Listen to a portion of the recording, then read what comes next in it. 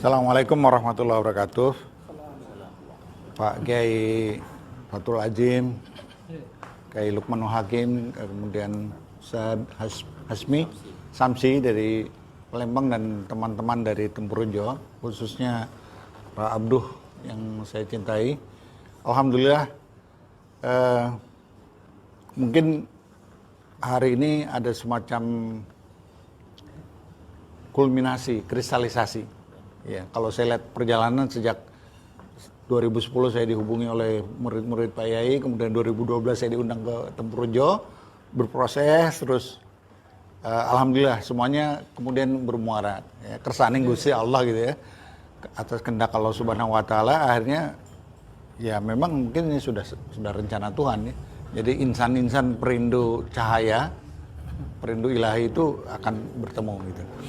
Nah, kebetulan memang tradisi saya tradisi pesantren ya, Nahdiyin, tapi kemudian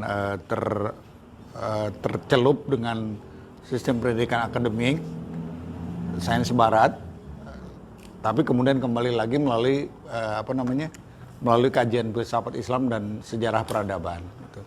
Dan kebetulan karena saya lahir di tanah Sunda, tapi dari ibu asal Mataram, ayah dari asal Cirebon, maka akhirnya kembali kembali untuk menilik warisan para leluhur yang ternyata yang saya temukan Masya Allah, dan saya selalu berdialog dengan Pak Kiai untuk mengkonfirmasi akhirnya temuan-temuan saya ini apa benar atau tidak dari segi tradisi kepesantrenan, keislaman tentang sejarah leluhur Nusantara yang memang sejak awal sudah berkaitan dengan ajaran para nabi. Tidak hanya pada Nabi Muhammad, bahkan sampai kepada Nabi Ibrahim, kemudian Nabi Nuh, Nabi Idris, sampai kepada Nabi Adam. Artinya, negeri kita ini punya potensi yang besar. Negeri ini punya potensi, bahkan terakhir-terakhir ini saya kebetulan sangat aktif di medsos, baik Facebook, Instagram, Telegram, YouTube, ya di channel juga dari YouTube dan lain sebagainya. Saya melemparkan isu bahwa ini Nusantara ini adalah negeri keramat, ya bukan sekedar isu asarame, tetapi mudah-mudahan ini adalah salah satu mendobrak kesadaran Nusantara tadi untuk kembali, kalau istilah Pak Yai adalah bangsa baru. Sebetulnya itu kan janji Al-Quran. Apabila sebagian orang sedunia ini sudah banyak yang murtad, maka Allah akan mengganti dengan bighairi kaum, ya, dengan kaum yang lain yang sesuai dengan tujuan penciptaan Allah, ya. Di balik kaum yang dijanjikan itu, yang katakanlah itu adalah kelompok atau bangsa yang soleh, ya. Kalau istilah Pak Manahim Ali itu adalah orang-orang shadiqin gitu ya, dengan tradisi Yahudi dan sebagainya. Itu nanti akan terpimpin oleh imam yang memang Allah tunjuk sendiri, yaitu Imam Mahdi. Jadi betul apa yang tadi disampaikan Ustaz Samsi, pendekatannya atas bawah, top down.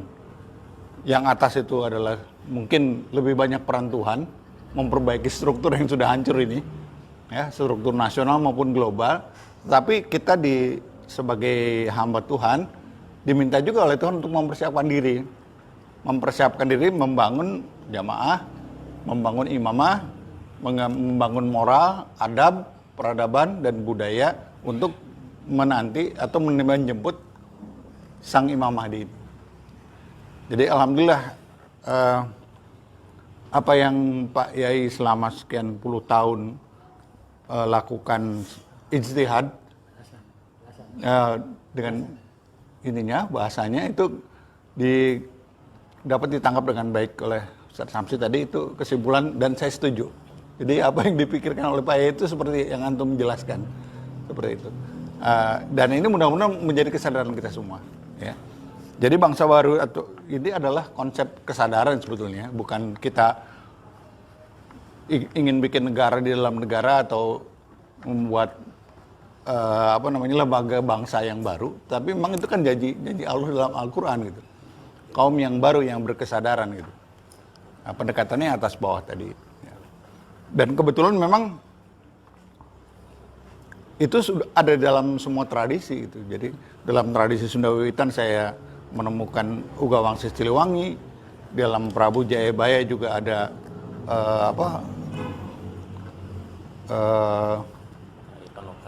kearifan lokal dari Prabu Jaya abad 10. Dan memang dalam sejarahnya Prabu Jayabaya itu sudah mengaji, sudah berislam, sudah belajar kepada Syekh Samsudin yang memberikan informasi ilahiyah gitu kan. Begitu juga Ratu Sima dan sebagainya. Bahkan saya temukan lagi sekarang juga saya lempar itu terakhir tentang Rakyat Sancang dan bagaimana Sayyidina Ali berapa puluh tahun di Nusantara berkeliling berdakwah. Bahkan informasi terakhir dilemparkan oleh Mugi itu. Nabi Muhammad pun pernah ke sini gitu. Pernah dakwah ke Nusantara ya. Benar atau tidak? Tapi yang jelas memang ada di dalam manuskrip Sunda kuno. Jadi Nabi Muhammad pun bahkan pernah berdakwah ke sini. Dan ini kan sesuatu hal yang baru gitu ya. Ya walau alam benarnya secara fisik atau secara ruh kita tidak tahu ya. Karena mau kemana saja Rasulullah sudah dicontohkan ada Isra Mi'raj. Peristiwa Isra ke Yerusalem, kemudian menjeratnya ke langit. Sebelum ke langit keliling dunia dulu itu walau alam ya, kita nggak tahu seperti itu. Tapi yang jelas artinya kemudian saya pribadi merasa bahwa atau mendapatkan mudah-mudahan hidayah bahwa memang ini adalah negeri yang sudah dipersiapkan oleh para nabi. Sejak zaman Nabi Adam, Nabi Nuh, Nabi Idris, Ibrahim, terakhir Nabi Muhammad. Oleh karena itu kenapa ketika ajaran Nabi Muhammad tertindas di Timur Tengah, kemudian sebagian para pengikut Nabi Muhammad dan keluarganya itu lari ke Nusantara. Dan bahkan kabar terakhir saya temukan dari Bapak Iwan Gayo di Aceh itu, beliau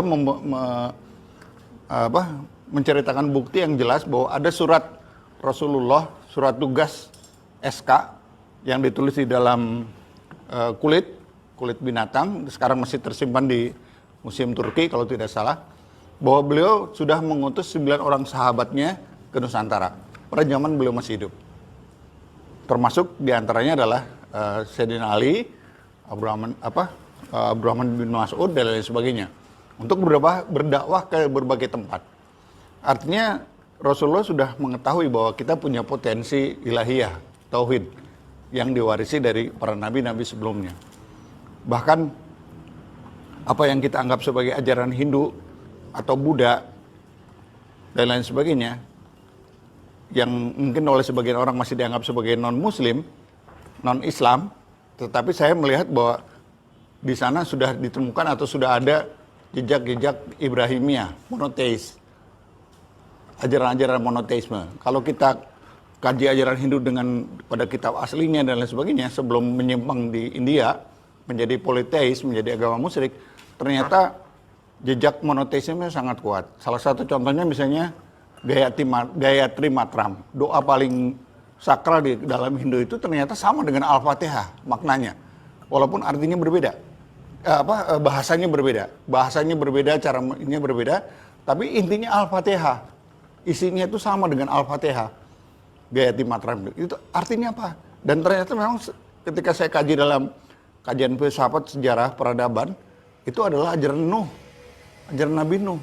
Jadi ada kemungkinan Hindu yang asli itu berasal dari Nusantara, Weda, itu adalah dibawa oleh Nabi Nuh dan Nabi Ibrahim terakhir.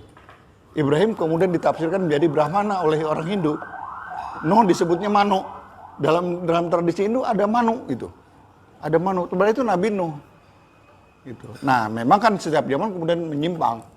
Ajaran monoteistik yang tadinya sudah dibawa oleh para nabi nyampe ke Nusantara lalu menyebar lagi ke seluruh dunia sesuai dengan teori induk peradaban dunia itu ada di Nusantara, Atlantis dan Lemuria.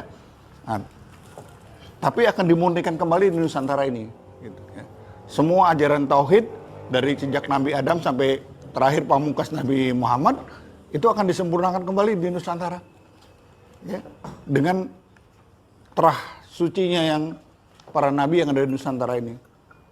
Dengan potensi sumber daya alamnya yang sangat berlimpah yang mampu menjadi perbekalan Imam Mahdi untuk membagikan keadilan dan kesejahteraan untuk seluruh dunia.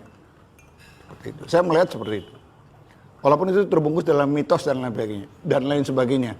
Tentunya perlu dikaji lagi ya, walau alam benar atau tidak apa yang kami temukan. Tetapi ya mudah-mudahan ini menjadi perbekalan kita untuk menjemput zaman baru. Baldatun thayyibatun warabun ghafur. Ratu Adil, Satrio Piningit, Messiah, Avatar ataupun yang lain-lain.